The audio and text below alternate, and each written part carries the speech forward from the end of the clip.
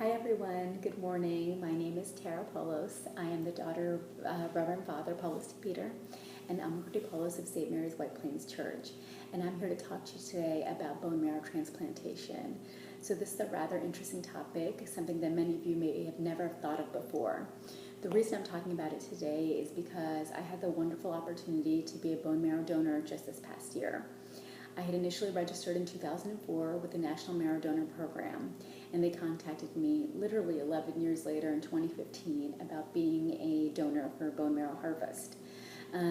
This is something, truthfully, that I never really thought about often, only because it doesn't come up.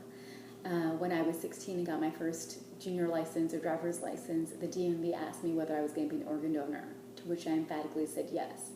Bone marrow donor, however, is not available on your license exam as a yes or no box.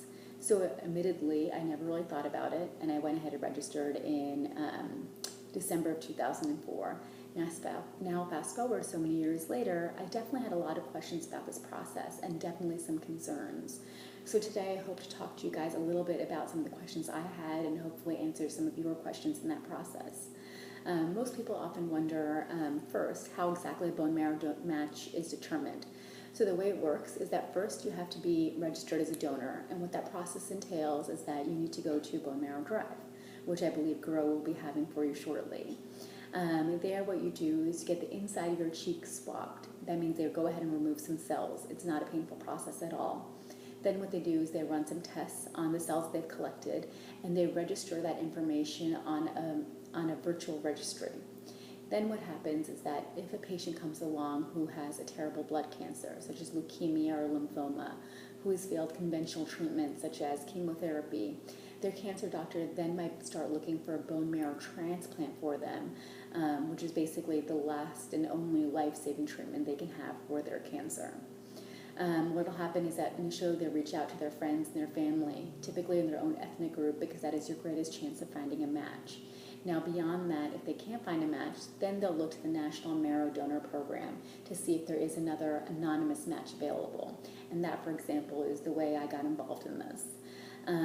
People often ask, can you change your mind in the process? What if I register to be a donor and then they call me and say I'm a match and I'm not ready for this? I want you to be rest assured that they do check in with you with every single interval as it leads up to a transplant date, because they want to be sure that you are in fact sure that you want to be a part of this process. It's definitely something that you should think about and pray about and discuss with your family and friends, of course, prior to making that decision and even throughout the process. Of course, it is something that you want to be rather sure of if you are leading all the way up to transplant, only because there is sadly a very, very sick person who's hoping and waiting and praying that in fact you are ready to give them a transplant. So it is definitely something you want to think about. If you do decide to go to transplant, there are a couple ways of doing it. So one is the method I had, which was a surgical procedure. Essentially what happens is that you undergo general anesthesia, where you go completely to sleep for the procedure. Then at that time, the cancer doctor will go ahead and extract some bone marrow cells using some very thin needles from your back and hip region. You'll be completely asleep, so you wouldn't feel this process at all. The other way it can occur is where they actually take the bone marrow cells direct from the bloodstream in your arms. They basically place an IV and just draw the blood out as though you're donating blood.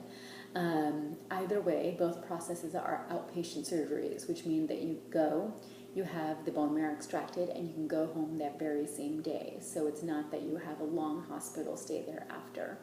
But of course, there are risks and benefits with everything. Some of the risks involved include infection and bleeding, though those are lower on the list. The main risks or side effects that most people feel are generalized weakness, feeling a little bit fatigued, having a headache. Those are all the same symptoms I had. I never had any sharp shooting pains, which is something that people are very concerned about, but I did definitely have some soreness in my back. Because I was a little bit sore, I did stay in bed for about a day and a half, and I took a couple more days off from work just to buffer that. And quite frankly, I used it as an opportunity to binge watch some Game of Thrones, which of course is the best thing to do when you're stuck in bed. Throughout this process, you should also be aware that nothing is of cost to you. The National Marrow Donor Program actually coordinates all of your lab tests, all of your hospital visits, and even the whole transplant process. All you basically have to do is show up, and you are not charged for even a piece of it at all.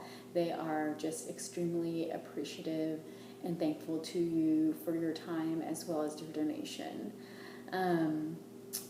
A lot of people also worry about their medical eligibility to be a donor. So not everyone is eligible, though there are very few criteria which precludes you from being a donor. The best way, if you have any questions about this, is to, of course, speak to a medical provider, and also just look it up on Google or even the National Marrow Donor Program website. It's called bethematch.org. It is just the best website to get information about this whole process. They have a whole series of FAQs. They also have a lot of testimony, both from patients as well as transplant recipients. I think it is a great resource, and I highly recommend it. I know this talk has been brief, but I hope that we've at least answered some of your questions on this process. A little bit more about my experience. Like I said, I came up as a match just last year. I had my bone marrow harvest surgery in September, and it was transplanted into a young woman. She's 32 years old, a female. She's from the Netherlands, and she lives there. She is literally dying from a horrible disease called HLH. And it was an incredible opportunity for me, honestly, to have some perspective in my life, and to do something that I found very meaningful. I encourage all of you guys to really consider becoming a bone marrow donor for a multitude of reasons. One, because we never know what's going to happen to our lives or to our loved ones. We don't know if we or someone in our family or friend circle is going to need a bone marrow transplant to save their lives. And in the context of being Christian and women and having this opportunity to participate and grow and have held fellowship with each other, one of the things that we should really be thinking about is the golden rule in the context of our own lives, and thinking about how we too can give to others in a way that we would want to be treated. If we were sick, we would also hope that someone would be able to transplant, would be able to offer a transplant to us as well.